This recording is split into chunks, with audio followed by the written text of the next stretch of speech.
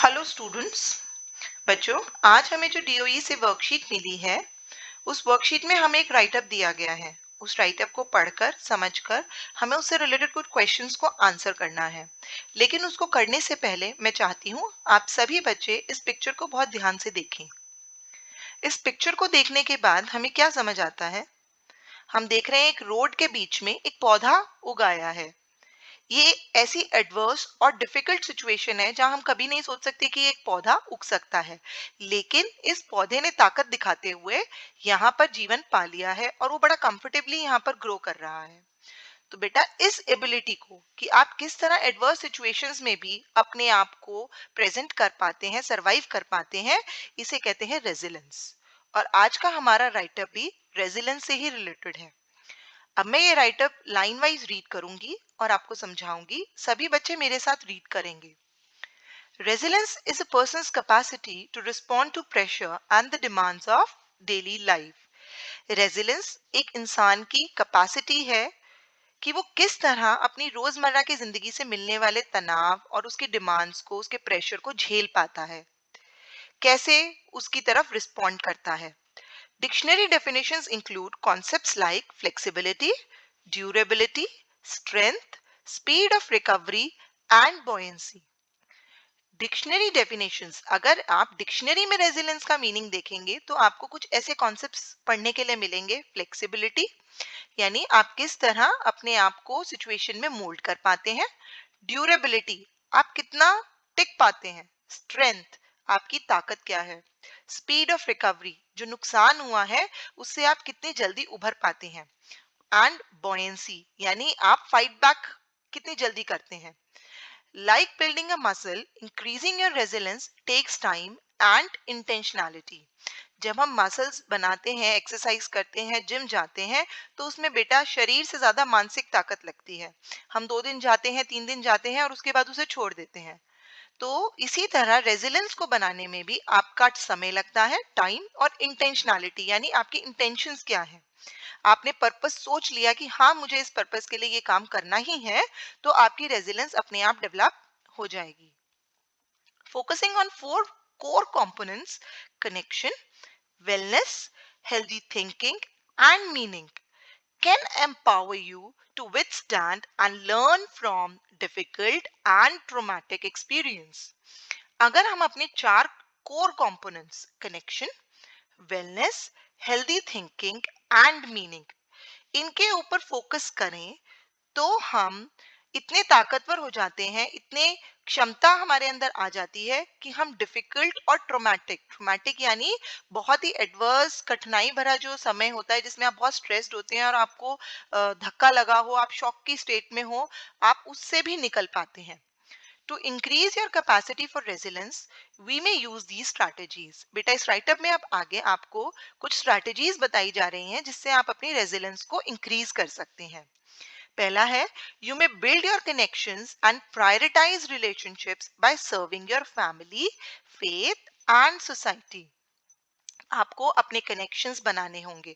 Connections यानी अपने relationships develop करने होंगे और उन रिलेशनशिप्स को प्रायोरिटाइज करना होगा, यानी मुझे पहले अहमियत किसको देनी है। Bye serving your family, faith and society, अपनी फैमिली, अपने फेथ यानी धर्म और अपने समाज की का काम करते हुए। Building confidence in your own ability, अगली स्ट्रैटेजी है, आपको अपनी क्षमताओं में ही विश्वास दिखाना होगा। सेल्फ कॉन्फिडेंस डेवलप करना होगा कि हाँ, मैं ये काम कर सकता हूँ। Self esteem plays an important role in dealing with and recovering from stress. तनाव की स्थिति में सेल्फ एस्टीम बेटा बहुत मदद करता है हमारी कि हम उस तनाव के साथ कैसे डील कर रहे हैं और उससे कैसे रिकवर कर पाते हैं। Another step is to foster wellness and taking care of your body. अगली स्ट्रैटेजी है कि हम अपने शरीर और अपने दिमाग दोनों का ध्यान रखें और उसकी देखभाल करें। This may be done by regular yoga, mindfulness or writing diaries, journals. ये कैसे किया जा सकता है?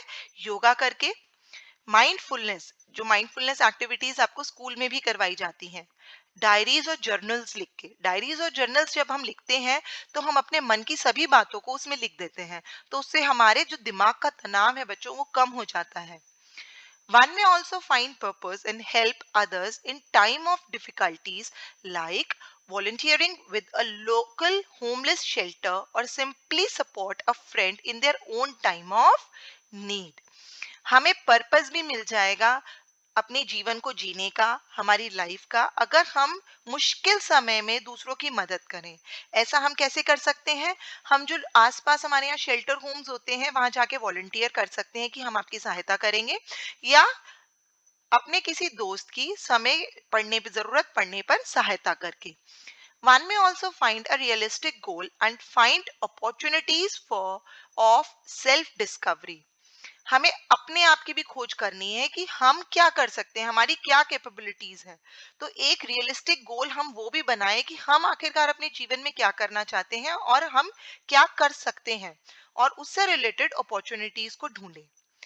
Accepting that change is a part of life helps one maintain a hopeful outlook. और जो बदलाव आ रहे हैं हमारे जीवन में, लगातार बदलाव आ रहे हैं, अगर हम उनको एक्सेप्ट कर लेते हैं अच्छे से, तो हम हमेशा अपनी सोच में होपफुल रहते हैं। हम मायूस नहीं होते।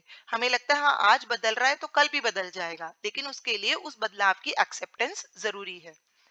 Finally, seek help. बेटा ये सबसे इंपॉर्टेंट है। Seek help when you need it.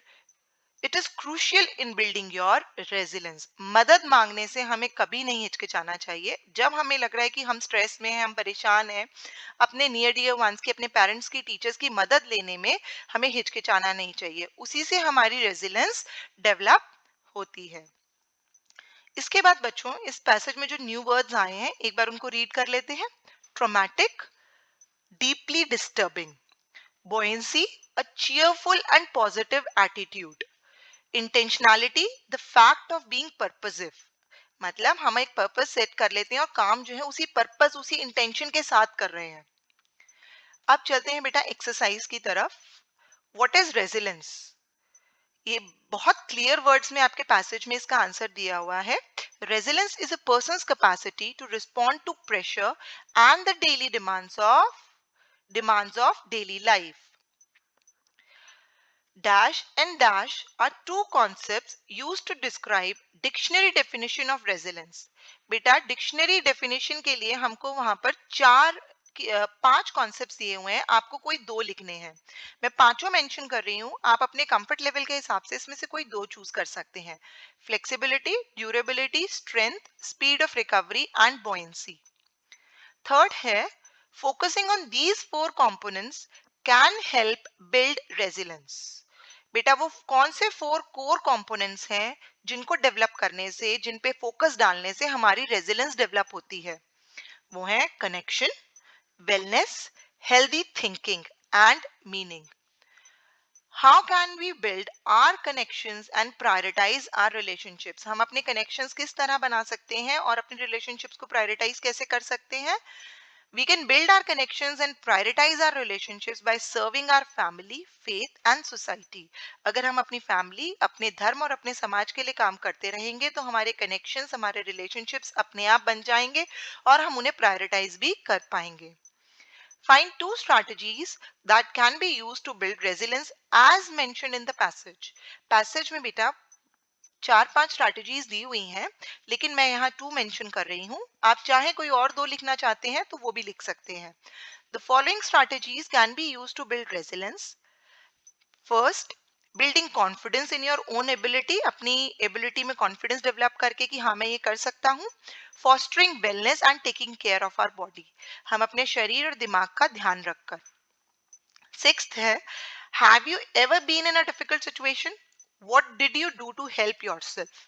ये क्वेश्चन बेटा आपके सेल्फ अटेम्प्ट के लिए है, फिर भी मैंने रेफरेंस के लिए इसको सॉल्व किया है। आप पढ़ेंगे लेकिन इसका आंसर खुद लिखने की कोशिश करेंगे। Yes, I have been in a difficult situation when I failed my last semester exams. जब मैं लास्ट सेमेस्टर में जो एग्जाम्स हुए थे मैं उसमें फेल हो गई थी, तब मैं डिफिकल्ट सिचुएशन में थी। तो मैंने क्या किया? I turned to my parents, मैं अपने पेरेंट्स के पास गई and with their support I decided to study harder and reappear for my exams. मैंने निर्णय लिया कि मैं और मेहनत से पढ़ूंगी और एग्जाम्स को दोबारा दूंगी with more confidence and preparation, और विश्वास और तैयारी के साथ। आई होप आपको ये समझ आया होगा। सभी बच्चे अपनी वर्कशीट्स को कंप्लीट करेंगे।